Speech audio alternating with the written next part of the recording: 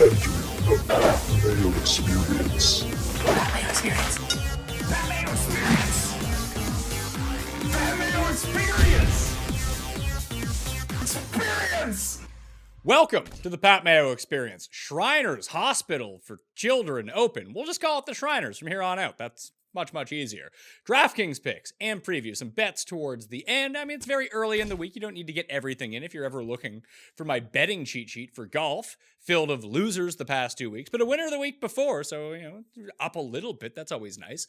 You can find that on my Facebook page, facebook.com/thepme. On Wednesday, my DraftKings cheat sheet will appear Tuesday on dkplaybook.com if you're interested in checking that out. What you really want to do is become a member at fantasynational.com. That way, you can use all the tools, all the stats, the lineup generator, the ownership projections, the tournament simulator, and just make your own picks. That seems to work out much better for people than actually just tailing me. But either way, joining me on the show to break this all down from awesemo.com is Ben Rasa, or Rasa, as I like to say. But you're not the one I should be talking to. Alex won all the monies last week in golf. The boss man had a good one. Yeah, he had quite a team. Not only did he win, he won going away, which in a large field tournament is something you rarely, if ever, see. Yeah, so Awesemo himself, he won the $8. You said he won the 33 too? I think he had the same team in there, which was just a domination station. Yeah, it's funny. Like, I always have my FOMO bets, and the moment that Cuss reverse cursed Cameron Champ and gave up on his career, he got added to the list, but then I just completely forgot about adding him, so that was stupid on my part. Here I am betting the list in Siwoo, and I'm supposed to bet Champ, and then I forget to bet Champ, and he wins. Sad. Yeah, I shout out to Fantasy Golf Man, who I do my Tuesday show with. He got me on a little Champ, convinced me to roster him a bit. Wasn't enough because guys like Griot, Burgoon, a lot of the gang could not find the weekend, which is brutal. Yeah, in the Giant GPP, I had a team that ended up coming top 500 with 5 of 6 because Emiliano Griot blew up my week. Because for whatever reason, I'm looking at him again this week. It's like, man, if you could just putt this week, it'd be great. He's now lost almost 20 strokes putting over his last 4 events. And he's missing cuts in there. He's not even getting all 4 rounds. Yeah, it's in some ways almost more impressive that he can lose so many in only 36 holes, but not lying. I'm looking at him a little bit too for Shriners. It's hard. You just can't quit the guy because his ball striking is so good.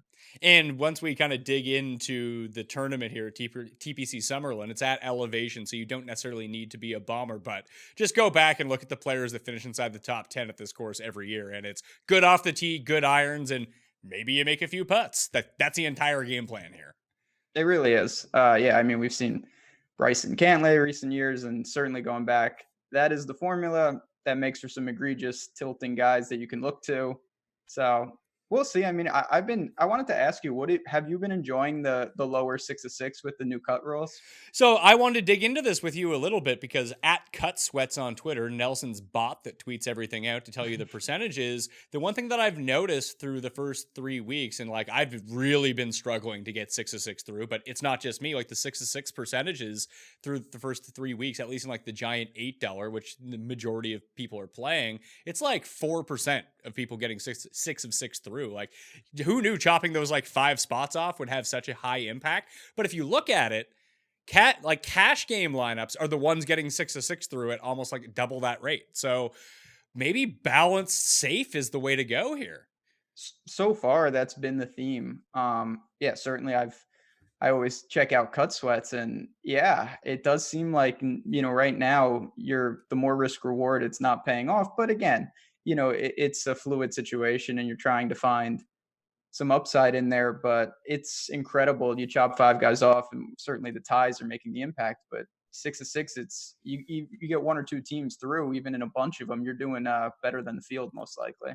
Last 2 weeks, I submitted 20 teams, and I have yet to get a 6 of 6 through, and had like 8 guys finish just off the cut number. It's incredibly tilting.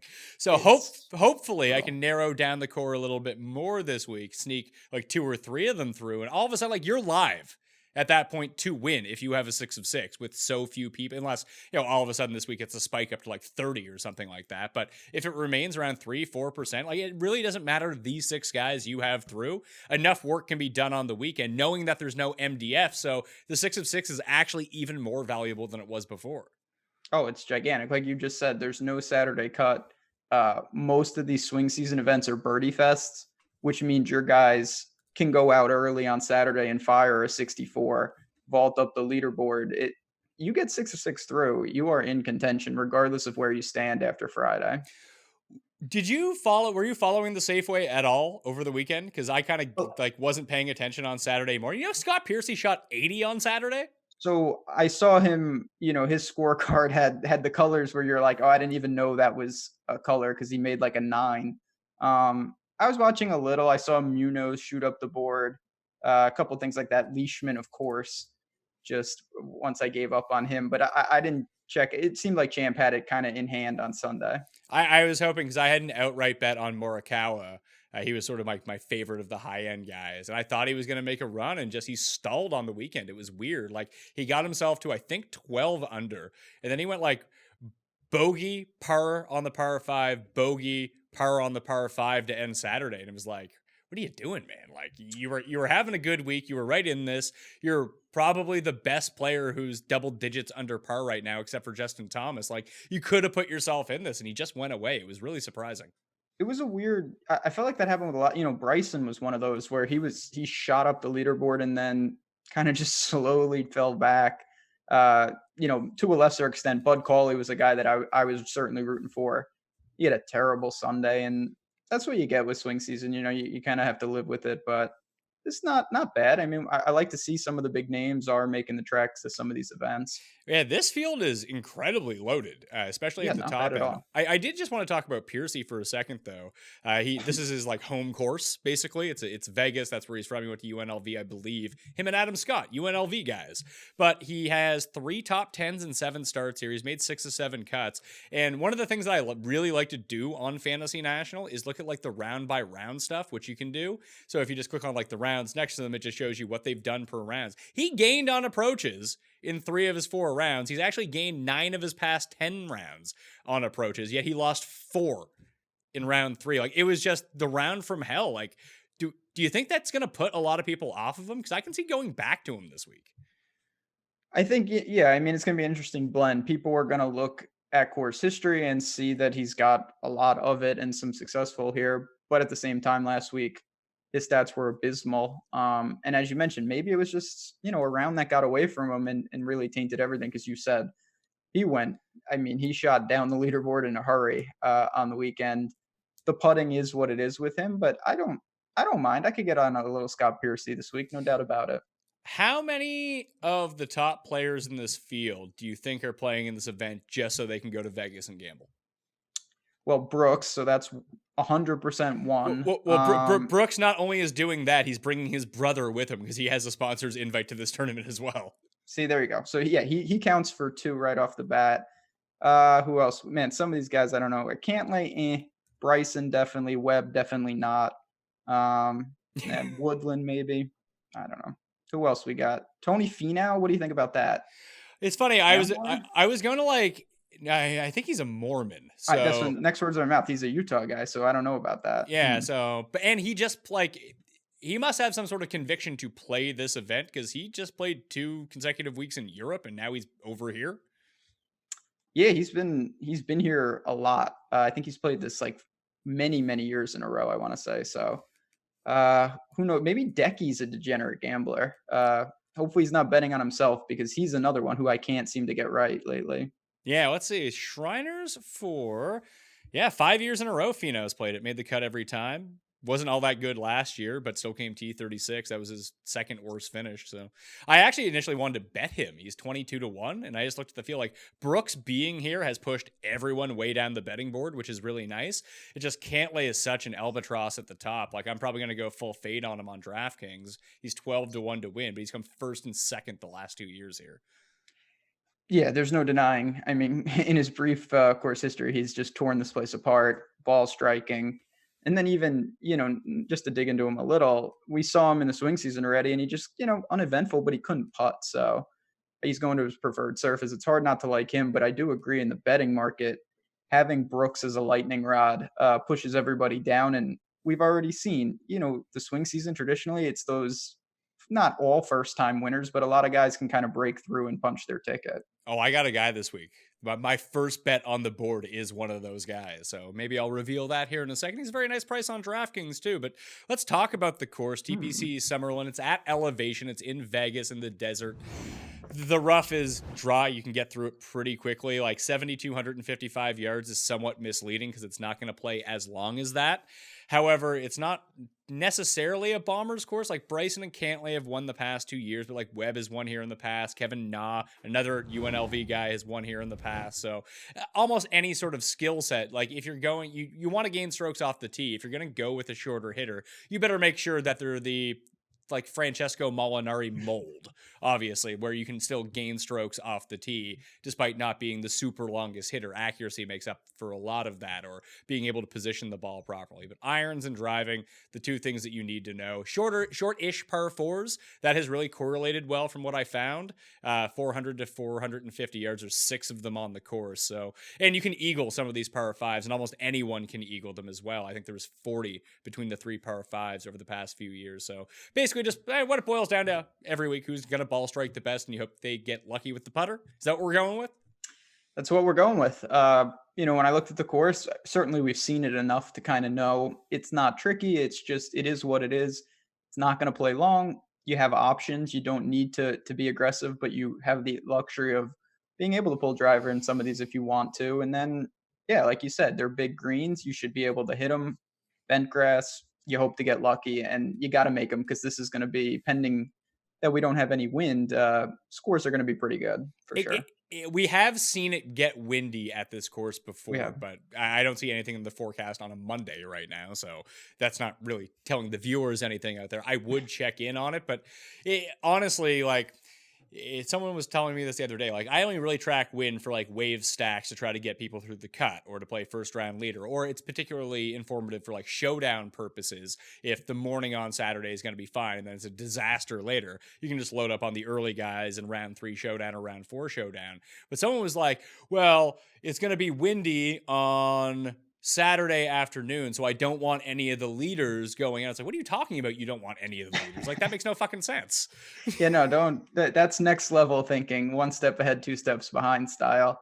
Like you said, first round leaders, showdown, those are things where you can kind of hone in. And as we've seen kind of the last couple weeks, I know on some of the shows that I've been doing, we've gotten a little tripped up by the weather, thinking, oh man, it's going to be this massive wave split, and it doesn't always materialize. So we have to monitor it, but we don't need to overhaul our lineups. And it's especially in this part of the year where they do seem to divvy up the very top end players between the AM and PM wave for TV purposes, that can severely affect like a wave stack, because the talent gap between these top guys and the bottom guys is so vast that even if the good players are in the bad wave, they're still just the best players, so they're going to play better than the bad players in the good wave.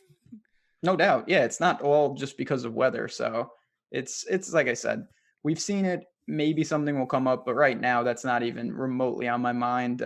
We got enough to break down without the weather. So let's talk about these guys above $10,000. Brooks is the most expensive. He's 11.7. Probably going to be out on that. Cantlay at 11.1. Bryson at 10.7. Webb and Adam Scott are the 5 guys above $10,000. There's 144 players in the field this week too. Top 65 and ties will advance to the weekend. It's better than the 156. Gives you more of a chance to get 6 of 6 through. But if you had to go with one of these guys, and I'm not even sure I do want to go with them because I've looked at the $6,000 range and it's not pretty, but Cantlay is like the chalk pick, but it might be good enough. Scott, I kind of like. I like how he was striking the ball. He couldn't drive the ball all that well, but the irons were pretty fire last week. Weird stats. His off the tee was actually terrible, but his irons were fantastic, and he is the cheapest of the 5. So, it is a situation, and I feel like this is more a minority stake for me. I actually do like Cantlay, and I know he's going to be the most popular of the 5. I usually try to go against the grain, but it just seems like such a great course for him, not just because of how he's finished. It's just his game translates here, the great ball striking, He can get hot with a putter, bent grass. It really checks out. So on certainly on plenty of my lineups, I'm going to just take the obvious pick up top and work down from there. I think that there is a case to be made to avoid all of the very top guys solely because these balanced lineups probably give you better equity to get all 6 of 6 through.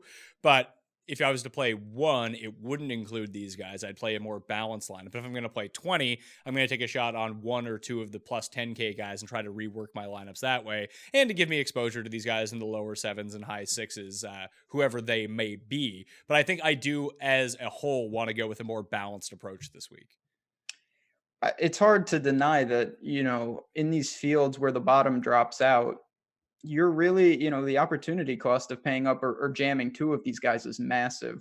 So I hear you when we have guys, we haven't talked about them yet, of course, but, Decky, Finau, those types, yeah, you save some money and it really helps on that last man in. So I will definitely have lineups that don't have any of these guys, but at the same time, someone like Cantlay can't be ignored. So I ran my custom stat modeling at fantasynational.com. Everyone can go there and make their own. The only thing that I did is I ran the stats that I want for the Shriners. And the model of the past 2 years for Shriners has actually been quite good because ball strikers keep doing well. So you just push those guys to the very top. The only thing that I did was remove stats from this tournament as not to impact it and like ingrain course history into it. And Cantlay still rates out number 1. So that's a perfect way of kind of you just articulate what I tried to and failed. I think Cantlay, I wish he almost didn't have good course history here because it would make me, it would drag the ownership down. And his game should translate at this course. When I think about what he excels at, it's a perfect fit. And now the course history pans that out. But just beyond that, it really is a spot that I should be willing to buy in. The only thing that would worry me about Scott, and historically he's a very good driver, so it's kind of shocking to see him ranked 62nd in this field over the past 36 rounds off the tee, but he's been like bad 4 of his past 6 events off the tee, which is super surprising because long term, like over his like last 3 years, he gains almost 2 strokes per event off the tee, and now he's losing almost a stroke off the tee over his last 5, and he's in the negatives over his last 10, so something's a bit off with him.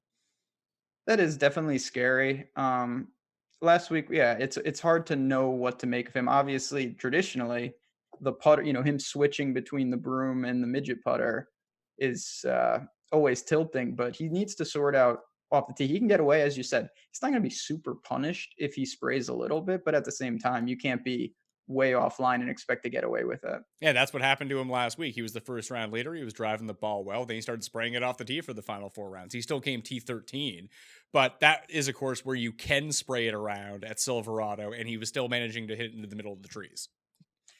That's concern. I mean, the stats, like you said, the irons were incredible last week, and he still didn't.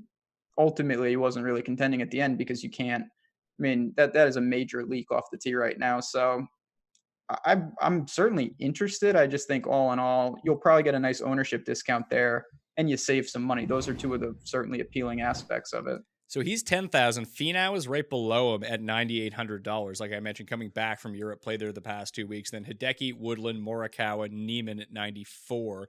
Then last week's winner, Champ, Snedeker, Hadwin, who came second, and Bjorn Hanan, who blew up a ton of lineups last week. Stupid Rick talked me into him. Wasn't going to play him. He's like, and rates out great. I was like, you know what? He does rate out pretty well. I'll use Bjorn Hanan. And he was like 4 over after 4 holes. I was like, oh no, this is just not going in any way how I thought it would. So, I mean, that aligns with how most of my golf picks work. But I think Finau versus Scott is pretty interesting. Like, obviously, Finau has had success at this course, not elite success. I almost, like I said, wanted to bet him at 22-1. He played really well at Alfred Dunhill last week. He was kind of in the mix until round 3 at the BMW Championship 2 weeks ago on the European Tour. But I could see myself not using Scott, Finau, Hideki, Woodland, and just starting at Morikawa. I have faith that Morikawa is going to rebound, and I think this is a very nice spot to get back on Neiman. So I'm with you. I like Finau, as you just mentioned. You look at the course history, it's been pretty good. He's making the weekends, but when you really dig in, and this is not a huge surprise, but he lost strokes putting in 4 out of the 5 times he's been here. The irons have been great. And so it's really, can he get hot one of these times? Eventually, I would say the answer is yes. You mentioned Morikawa.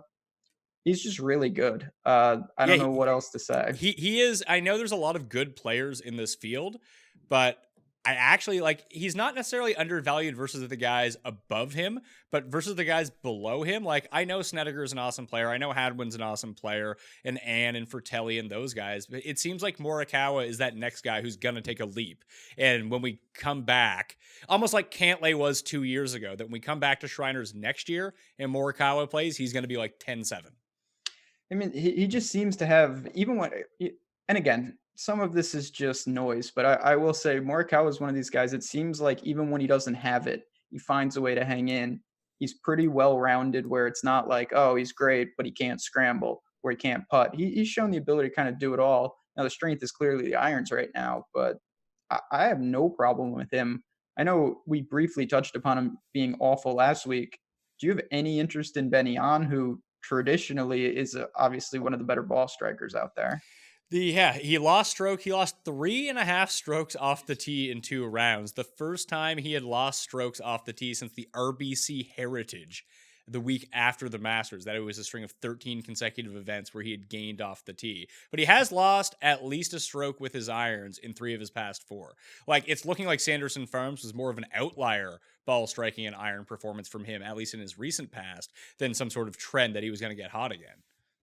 He finally, I don't want to say he learned how to putt, but he had been a little better with the putter. That's typical Benny. Can't put it all together. Yeah, I mean, I guess the thing I'll say is, if you're going to target him this week, I think it's good that he got cut last week if you don't think there's a problem, because the ownership is about to torpedo. If he would have put together another good showing at Safeway, we'd be talking about him as one of the premier chalk options. That's the whole thing. Like, I can see jumping back on him because of the recency bias that you talked about, because the ownership's going to come in super low. It's just, I see Morikawa, I see Neiman at 95 and 94, and I don't want to spend 9,000 on Ann. I'd just rather have those 2 guys. Neiman's the tough one for me. I mean, we know he's talented. Clearly, already punched a win during the swing season. I'm interested to see kind of, he was great at Sanderson Farms again. Tee to green, he just couldn't putt, which had been a problem, but he had run off the streak. He got hot at Greenbrier. That's why he won. I still don't love paying the price. Like, starting with Neiman, I guess you could do it. But to me, I'm going to probably try to find the money to go up to someone like Morikawa or Finau, or honestly bump to my second man in and someone like Ben An or Fratelli. Yeah, like, I think that if you go Morikawa and Neiman, those 2 guys might objectively be singularly popular. Them together, I think, is actually a contrarian build, because people will want to get up to the very top. And I just look at Neiman's numbers. Like, he lost 3.5 strokes putting at Sanderson Farms. The ball striking was off the charts again. It was off the charts when he won at Greenbrier, but he gained 8.5 strokes putting. But he's back on bent grass. Like, every time he's on bent grass, he plays well. Bryson's almost kind of the same way. That I know, like, even last week, like, you get him, it was Poa last week, but generally when you get him on bent, that's when he gets his wins. Neiman certainly has shown that. I mean, he's still so young, but the talent's there, and he's another candidate. I know it's hard to project, but it's not impossible that next year around this time, if Neiman was in this field, he's up there with Cantlay and Bryson. He's one of those candidates for sure. So not going to be a popular build if you pair them up. I agree with that as well. If Neiman hadn't played the Sanderson Farms, I think he'd be closer to 10,000. I agree with that too. Yeah. And again, that speaks to what I was kind of talking about with Ben An. It's amazing how one, especially when it burns people to the extent that it did with An, everybody jumps off, and we see how varying it is week to week. So you may be walking into a trap that there's an overlooming problem, or you may be getting a discount in ownership on a guy that would fit this course traditionally. So you don't have any interest in Woodland or Matsuyama here? I mean, your guess is as good as mine with Decky. I don't know what the problem is. He needs, and not to get crazy because it's only a couple of events and it's the swing season, but it's been a long while since Decky's won, going on years now. And the time is now for him to kind of get back in the upper echelon of players. And he has not. He's just all over the map with his stats. They're just very blah lately. Yeah, his last win was in June of 2017. Yeah, I mean, he hasn't won since he lost to, I want to say, Justin Thomas in that PGA. Yeah. You know that one? It was like him and Kisner and JT late. He has not won since then. Yeah, it's been a while for him. So yeah, That I was a would. long time. I still always like targeting Matsuyama, almost like Xander in a way at no cut events. That they just seem to have a better track. Like I think Hideki's won 3 WGCs, maybe 2 of them. Like it's kind of weird. Well, I mean, that time at Bridgestone when he was just Matrix Vision. That was He his shot last. That was his last win. Yeah, he had every bonus on Sunday that you could have. He made like a streak with an eagle to go all 4 rounds under 70 and bogey free all at the same time. It was like a 30-point shot. Would you go Snedeker or Hadwin? I mean, Sneds is someone that I always have a little interest in because of the way he can putt. But man, he is not doing much. Talk about bad off the tee. He's the opposite of Benyon. He pretty much loses every single week and bails himself out with the putter. And Hadwin gained a bunch on approach last week, but he had the hot putter going as well. The problem with Snedeker, Hadwin, I'll even say Champ, who that rates out pretty well here. I don't think anyone's going to play him, me included. And even Ben Ann, who I'm not going to play. The reason to fade those guys is the $8,000 range, and the first 4 guys that we get to are all extremely playable. Like you have Dylan Fratelli, who you've already brought up. He's $8,900.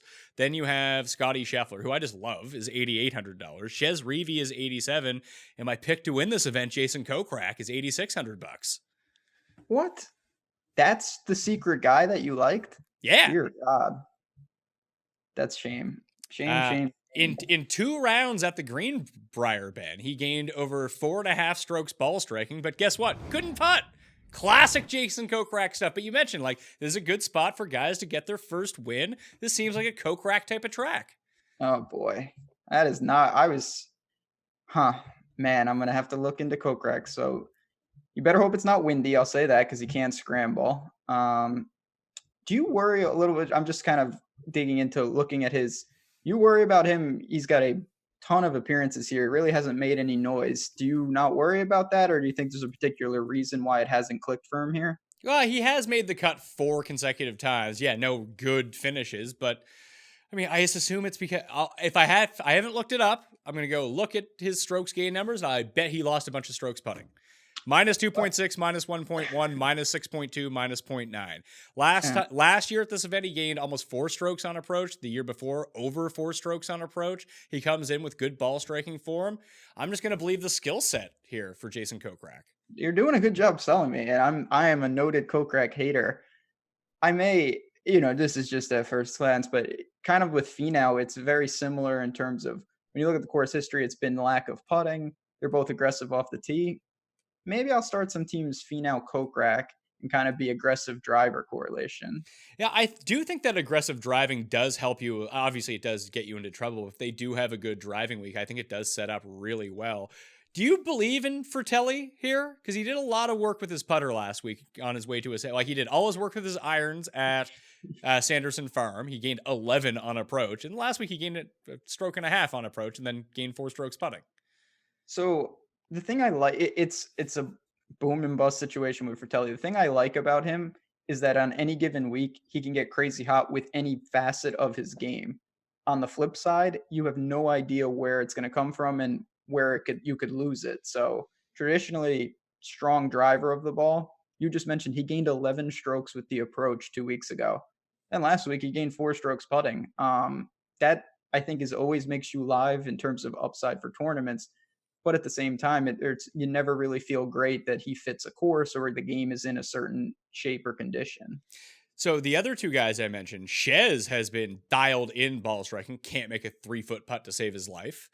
So he's going to be back on my radar because, I love taking guys who can't putt. And then Scheffler, I have 3 bets in so far this week. And one is on Kokrak at 50-1, and the other one's on Scotty Scheffler at 50-1. This guy's going to be really good, and this is a perfect course for him. Scotty Scheffler, there's nothing bad to say about him. He's just been awesome. We didn't see him last week, which I kind of like. I feel like maybe people forgot about how good he was playing. Just fire him up. And he's getting a little discount because the fields are stronger. There's no doubt. But he easily can be, your second or even third if you go balanced man in on a lot of teams. And I think that this top end of the 8K range is better than the bottom end because then you got CH3, the glove, Poston, who's been really good so far. Matthew Wolf, I think, is just an extreme unknown here. Then you have Putnam and Cam Smith. Cam Smith has been brutal. But for me, like, I want to dig into Poston, but if I want to play those upper end guys, I probably can't take him. And then I think it comes down to a coin flip between Wolf and Putnam. Putnam's been really solid. And if we're just talking about like guys that make cuts, Putnam is like sneakily the new CH3. So Putnam is a problem for me because I can't get over how bad he drives the ball. He gets away with it. He's one of these guys that's just very atypical. I worry a little that he does most of his damage on Bermuda, especially around the green and on the putting surface. I think you said it, and we don't know the answer. When we look back at this tournament, Wolf could be easily the most underpriced guy relative to where they'll be in a couple years. At the same time, he could just be overpriced, and we just don't know yet. It seems like a pretty interesting buy spot, though. Yeah, so in terms of like Putnam, because he's been playing on the Euro Tour too. Like he was 21st the BMW PGA Championship. Like he made his way almost through the FedEx Cup playoffs, didn't quite get there. He has missed one cut. Actually, sorry, he hasn't missed a cut since the RBC Heritage.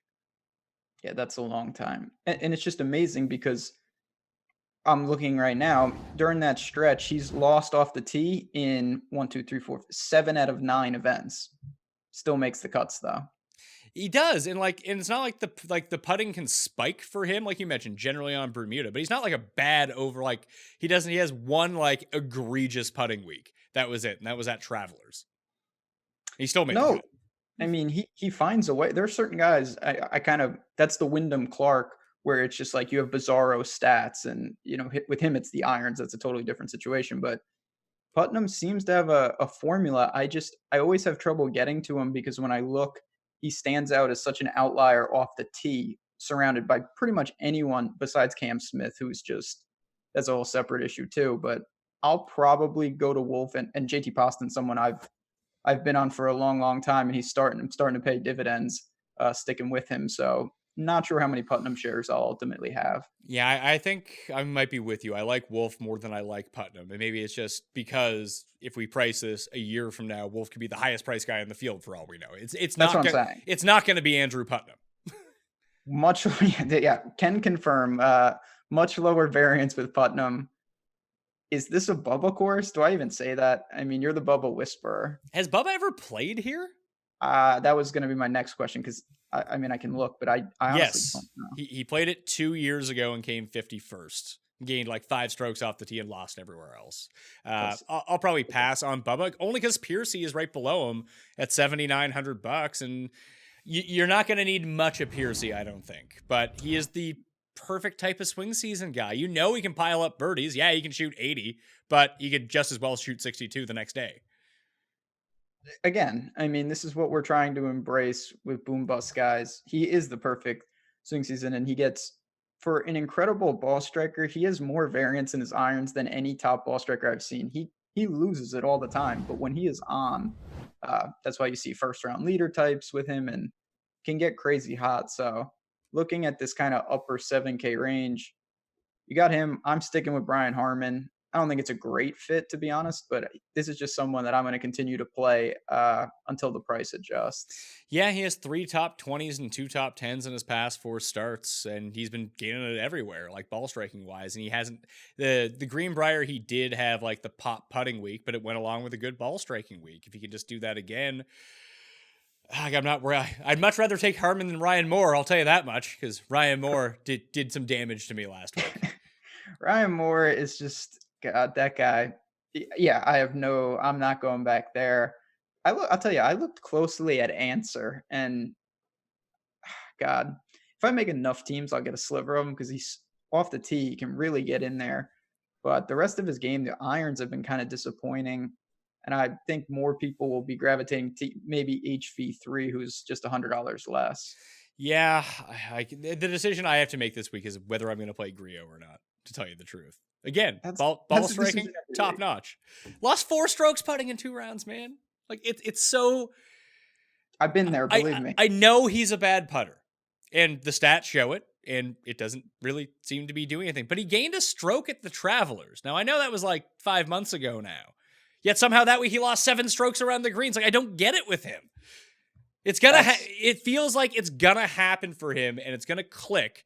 Like he should almost be like a FOMO bet for me because he's gonna come in like 75-1 every single week. But if his game ever does get together, he ball strikes it like an elite level guy.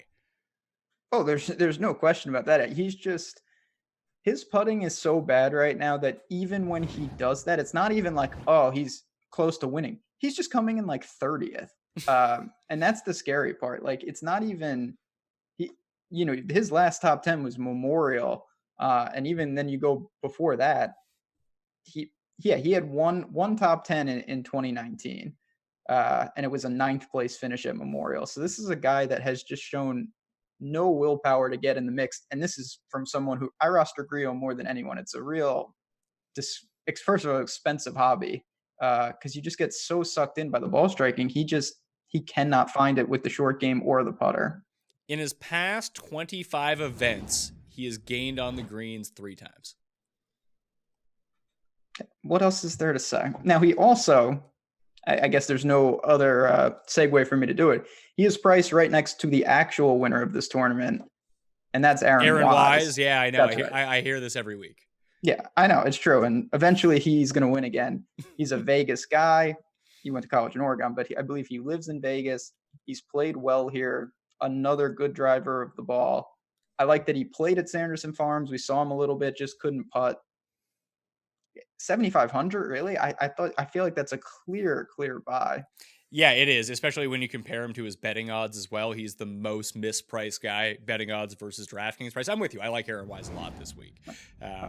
I also like Jim Furyk at $7,500. Oh, yeah, Jim Furyk just does it. Unlike Griot, Jim Furyk is the opposite. He just kind of does his thing, gets through, just pretty steady. I mean, every time I say this, I get proven wrong. I always still feel like, can he give you the placement points? I don't. You know what? I don't care if he gives me the placement points. I just want a guy who makes the cut in this range. Every guy I take in this range misses the cut, and it screws me every week. And that's becoming more and more an optimal strategy with these new cut rules. Like, you tell me he comes in 28th again, it is a sign me up situation. You'll let someone else do the heavy lifting. Not everyone has to be the hero. I've tentatively put a star next to Griot's name. I am not committing to that yet, but I just want to make sure it's on my radar. Coming through, we'll end up seeing here. Lucas Beauregard's in this field. I just noticed that. Lucas Beauregard is one of those guys who plays. I see him in the event. Like, I will look at the Euro leaderboard this upcoming week, and he'll somehow be there too. I feel like he's everywhere. Wherever. Oh, he hasn't played it. Yeah, so I guess. I assume he's been playing in Europe? Yeah, he made a charge last week at Alfred Dunhill, the tournament I think he won the year before. I actually got a live bet in on him at 40-1, and then he just tanked on Sunday. He ended up coming like T17 or something like that. But he's a really good driver of the ball as well. There's no doubt about that. Another guy, and I talk about this all the time, I really believe in taking some of your teams and saying, you know what, give me all those really solid, aggressive ball strikers. And then on other teams, I'm going to go with just using Russell Knox as an example. Don't get crazy, people. Those type of guys who maybe lay back a little further and have longer iron shots coming in. Yeah, let's see what Knox has been up to. I know he was T15 last week at Alfred Dunhill. He was T46 at the BMW Championship, and he played in the Greenbrier the week before that. Weird schedule. There's a couple guys that are coming back over. So Knox, who played last week in Europe, Finau, Tom Lewis played last week in Europe as well. It's kind of weird to come over to Tom play. Lewis, that was a whole bizarre because he won one of the Corn Ferry events, so like he has some status. I believe he has his card. Yeah. So yeah, that's what a world. Not going there. You're not going to Phil, right? That's just like permanent. Don't go there anymore. No, I mean, why not just go with the easy narrative and just take Johnny Vegas? Now he'll be doing some gambling, obviously, on Narrative Street. Oh, wow. You just hold on. You skipped over. I thought you were going to give your boy Lanto a shout out. Can't miss a putt, Lanto? Insane putting. Just 5-6 strokes automatic. Can't do anything else, but you don't need to when you can do that. No, I listen, I don't like his price. Like, he shouldn't be 7,200. He should be like 6,500. It's hard to argue with that. Yeah, this is kind of a weird, pretty shady range, if I'm being honest. Like I looked at like I said, I actually do like Johnny Vegas. I think what he does well is perfect for this course. Like he's another one. He's going to drive the ball a ton. He's going to be aggressive. And even when you look at him last week, he ended up losing on approaches, but he gained in 3 of the 4 rounds. It was really one bad round on Saturday that killed him. He's been, yeah, I mean, not breaking any news. His short game and his putting don't inspire much confidence. But he's Texas guy, maybe some bent grass. We'll see. Honestly, the other thing, so I looked at Nick Watney because he was up there for a bit, but he did it all with the putting. Putting, yeah. That's not something I'm looking to chase too much. I know he's just a little cheaper. Talk about, he's not to Grillo level, but Kyle Stanley, talk about getting sucked in every single week. I told you I bet 3 guys this week. Boy. Kyle Stanley was the third one. He's 125 to 1. There's no doubt that I will also have a ticket on him. He lost 6 strokes putting last week. In 2 rounds. Rounds. That's Grillo style. And he gained, 5 strokes tee to green. I mean, this is a guy that we've seen him win before. He can certainly outclass everyone that he's priced with. Now, the miscut equity is, he missed the cut at Sanderson Farms and Safeway. What am I saying here? But I'm still willing to buy on him. Gains consistently off the tee. I'm there at flat 7. Yeah, I'm in on that too. Cameron Percy's just playing too well to overlook. Killer Keith here. Yeah, Killer Keith's not on Bermuda, so watch out. But Cam Percy is another one. He's just killing it with his irons right now. You might as well ride that form. The Stanley thing is interesting, and it didn't occur to me, so I do want to look this up just to make sure that I'm not wrong on this. No, he won quick. Yeah, he came second there. So the past 2 winners of this event, Cantlay and Bryson, what do they have in common? What tournament? Memorial? They both won Memorial. Stanley has great success at Memorial with a second place and third place finish there in the past. Maybe there is some correlation between that course and this course. Okay. I did not think of that. I'm just proud of myself that I got Memorial. That was a kind of a shot in the dark. Stanley's just a guy. I just look at the talent there and where he's priced. And even at Shriners, he's played here, hasn't done much, but we haven't seen the really crisp ball striking that we know is there. Certainly hasn't putted, and that's not to be too shocking. So I'm with you. Now, I will say, you just mentioned Lanto as the extreme putter. Denny McCarthy. I know. I fucking looked at him too. I've never played him before. Insane. It happens every week, though. No, every week he shoots like 76 on Thursday. And I'm like, oh, wow, nice. 12% of people are just cooked. And then by Friday, he's 9 under and he's gained 10 strokes putting. It's unbelievable how good of a putter this guy is. What happened to Bud Culley last week? What happened? I can tell you and sum it up very quickly. I desperately needed him, not only in DFS. I had a big head-to-head against Munoz, and that ended predictably bad for me. Very bad. But I look at his finish, I wasn't really tracking him at all. Maybe I'll go to the round per round, but he finished in finished in the negative off the tee, in the negative on approach, in the negative in putting, and gained 5 strokes around the green. Yet he still came 44th. Noted scrambler. No, on Saturday, and I don't have it in front of me if you have the run or out. On Saturday, he made a real, charge. He was playing well, and then Sunday he was. I didn't see what he ended up at, but he was 4 or 5 over.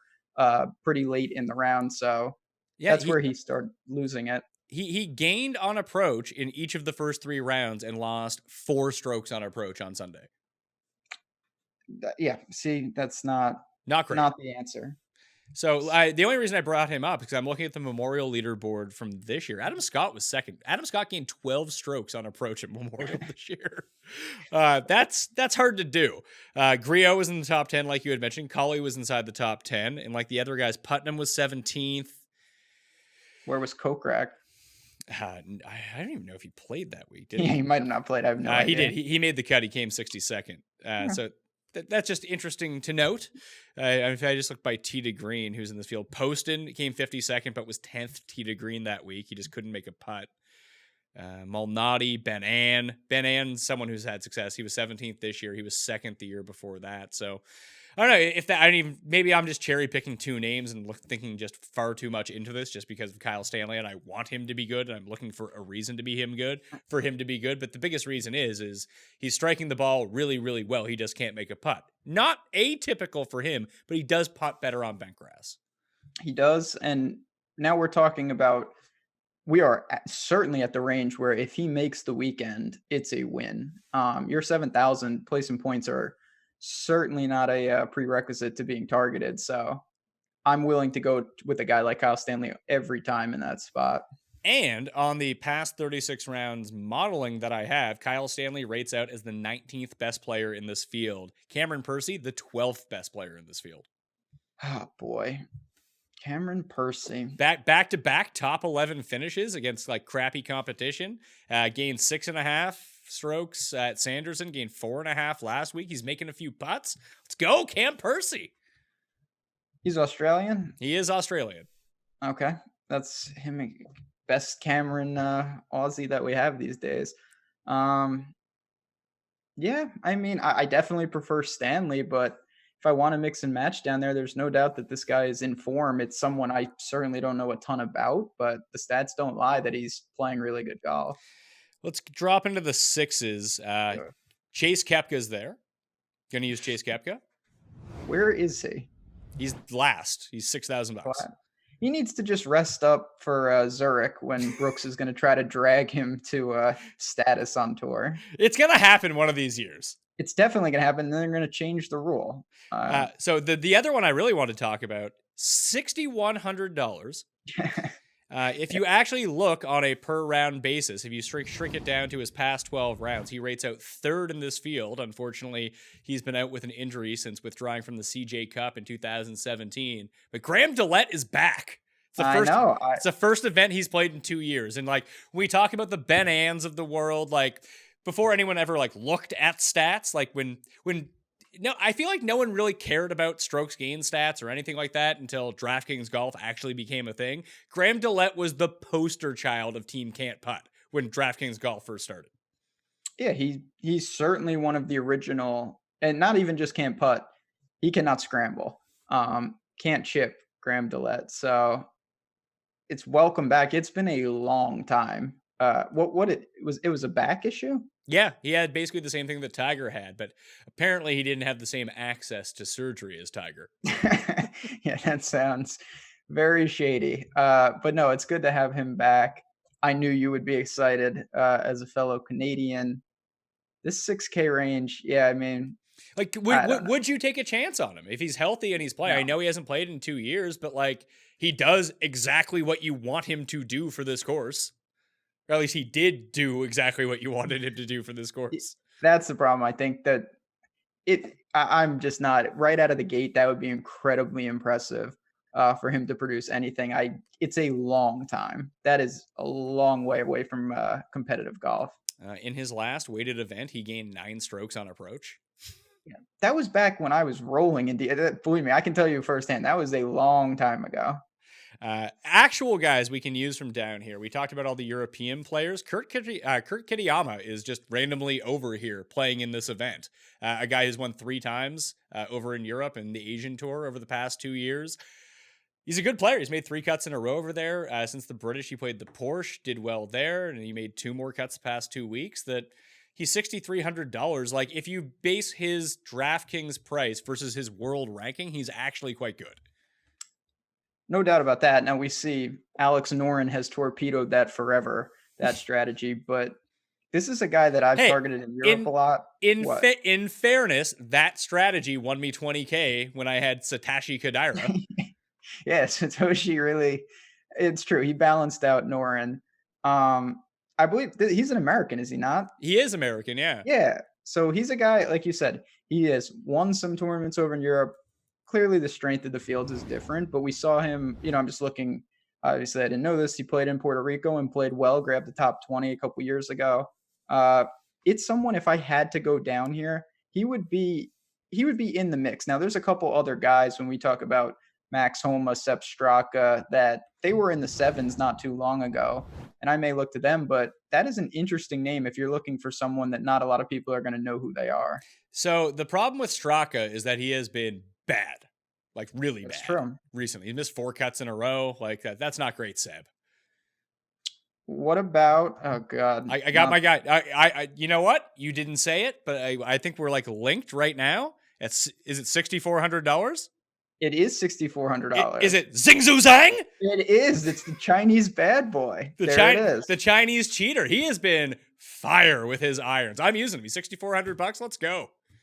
He gained a cross, it's only one tournament, but I always love, it's hard not to love when you look at a guy and he just gained across the board at Safeway, grabbed 7th, and he was just, no doubt about it. So I don't know what to make of this guy. I mean, he has no success whatsoever when you look historically, but again, this is the swing season.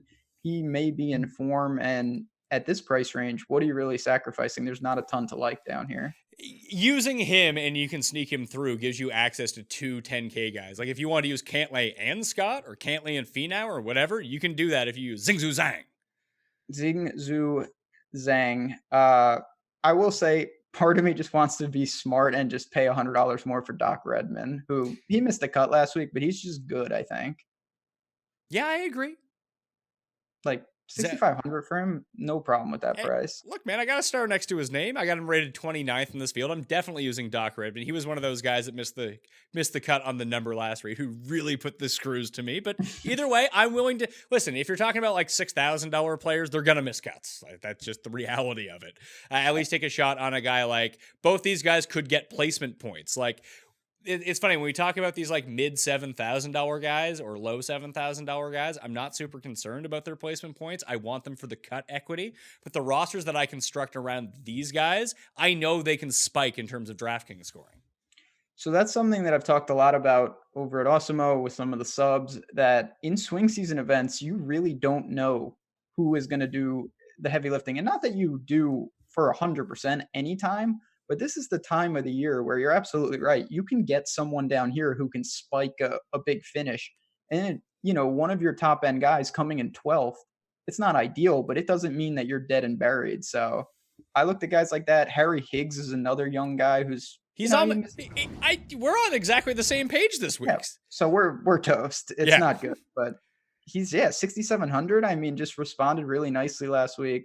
Quality player that he could easily get in the mix. The only other two that I really wanted to talk about, I mean, I don't want to talk about Andrew Landry. I gave up on him last week and he was first round leader, which really guts me. But I'm probably going to go back to Burgoon. I really thought he was going to sneak in. And then he just didn't. 6,900. He's certainly in a price range where you can make a case. He just and bent grass doesn't look great for him. But you know what? I may take a stab or two just because I do think he's got some upside. And the only other one from down here is Mark Hubba Hubbard. Guy gains on approaches. He had the one bad week, the week that I used him 2 weeks ago at Sanderson Farms, but he's played 3 events in the swing season, and he's come inside the top 15 twice. So Hubbard is a name that I didn't look at. Where is he?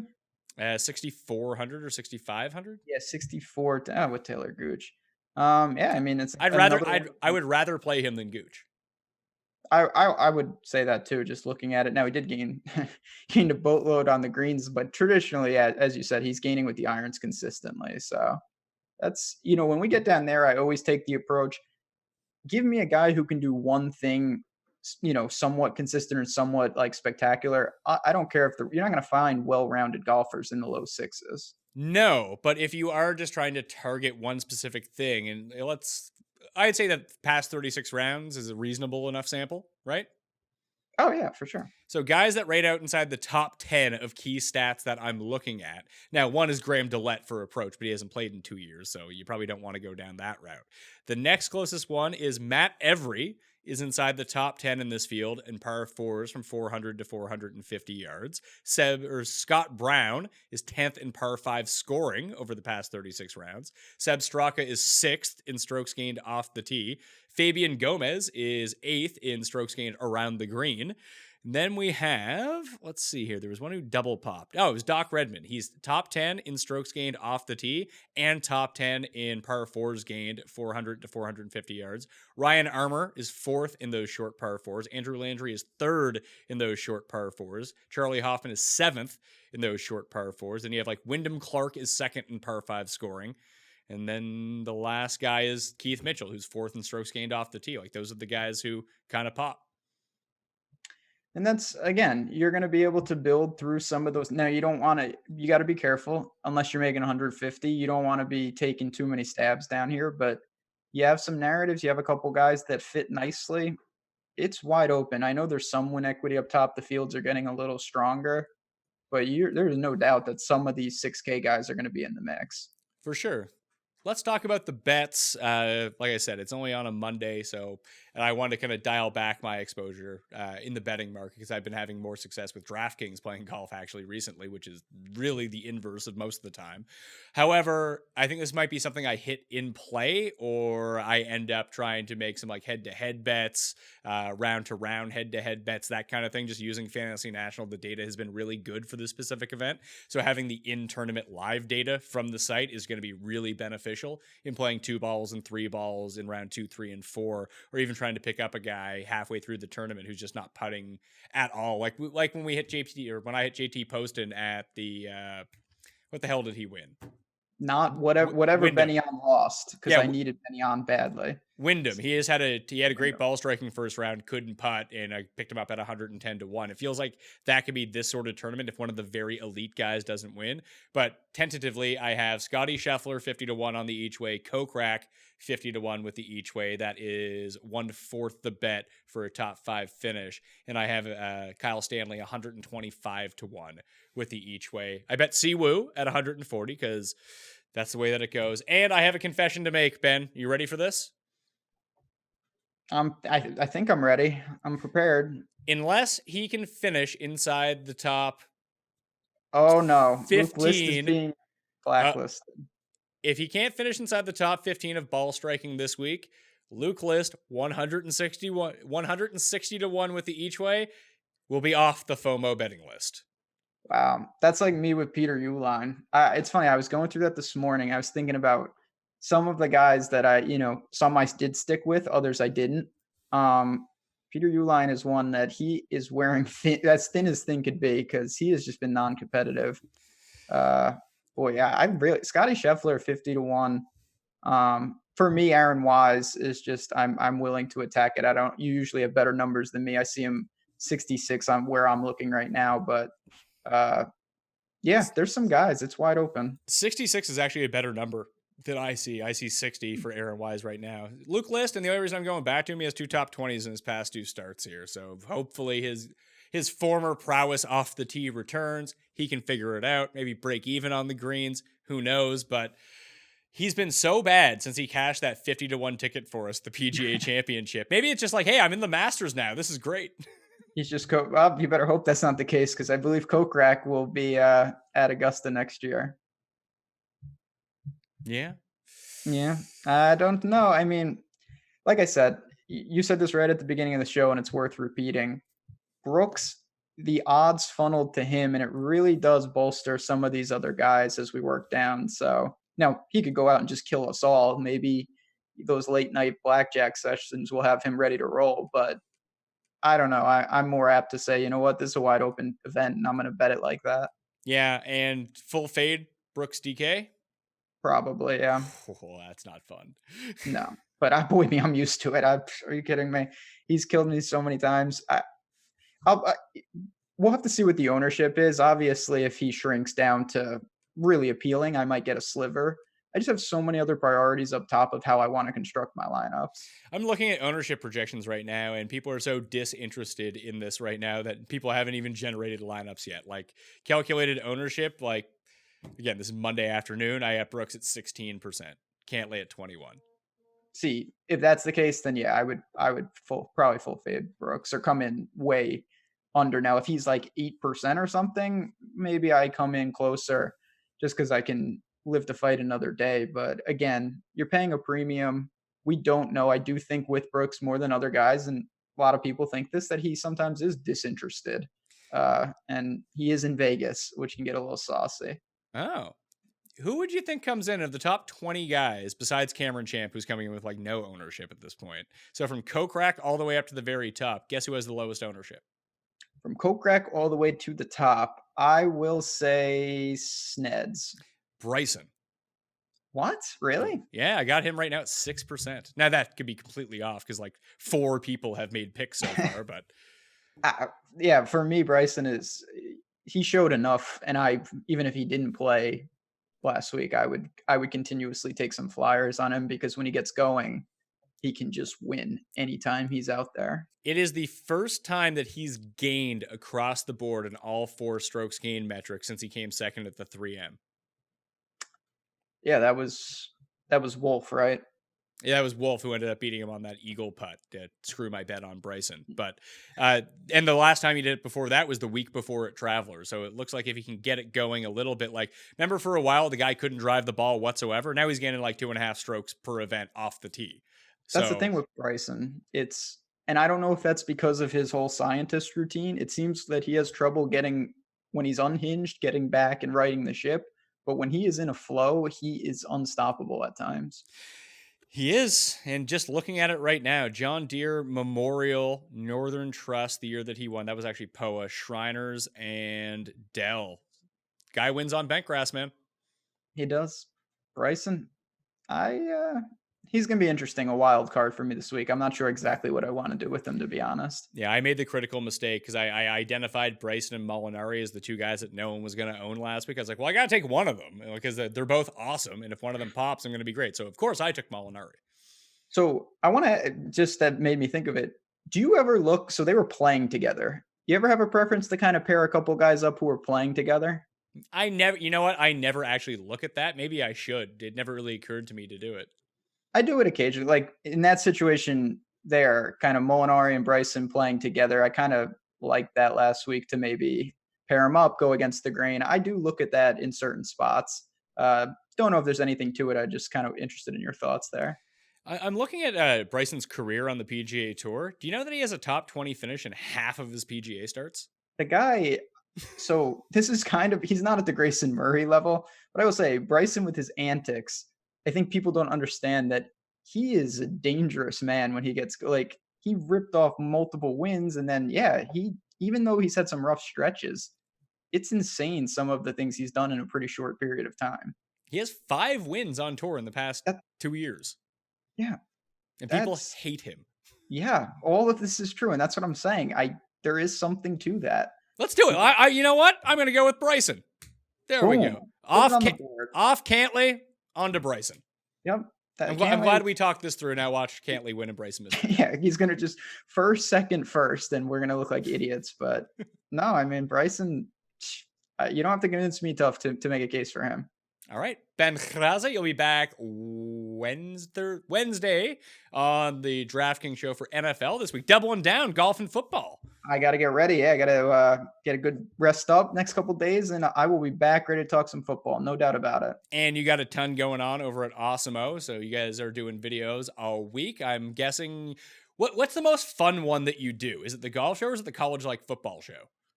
So honestly, the most fun show I do is Fridays, 11 noon Eastern. It's the betting show where we talk the NFL lines, make some picks, have some fun with that, talk Survivor.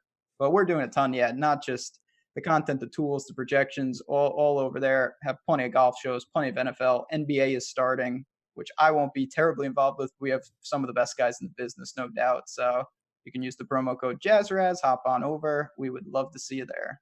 All right, and shout out to Awesome-O himself for taking all the monies this week, or at least last week in DraftKings Golf. He did pretty well did really well in football too, didn't he? He's on a nice little run. It's been a good little week for Team Awesome-O. Now I'm dragging us all down, but the rest of the crew has been on a nice tear. So I'm hoping to catch up in the short term here. Maybe usually my guests get the Pat Mayo experience bump, like when Al won the $1 million, or when Drew has. Well, you got it twice, so yeah. I was just say I have the owl from Dumb and Dumber because of that. Yeah, I had it back to back. That was amazing. Yeah, you had it back-to-back weeks, then you cashed 100K at the Masters, so that was nice. That was also useful. Yes. Yeah, Drew cashed 100K week 1 when he was on the show, and Well, Davis didn't lose the week he was on the show, so that's a big win for him. So okay. I just want something to reverse here. Maybe I can get the reverse mo going on my side. I'm going to give you, there is no such thing as the Jazz Raz bump, but we're going to try to institute it right now. So here it is. It's coming. Since I'm on the show twice in the same week, I think good things are going to be happening. Excellent news. All right, I'm Pat Mayo. You can follow me at the PME. I think I forgot to do a giveaway. How about this? If you've made it this far, smash the like button for the episode, leave your DraftKings handle in the comment section, and tell me who's going to win. Boom. You're in a draw for 20 DK bucks, all right? Become a member at Fantasy National today and check out all my work up on DKPlaybook.com, my betting cheat sheet up on Facebook.com/thepme on Wednesday. All right, good luck with the Shriners. I'll see you next time. That Mayo experience! Experience!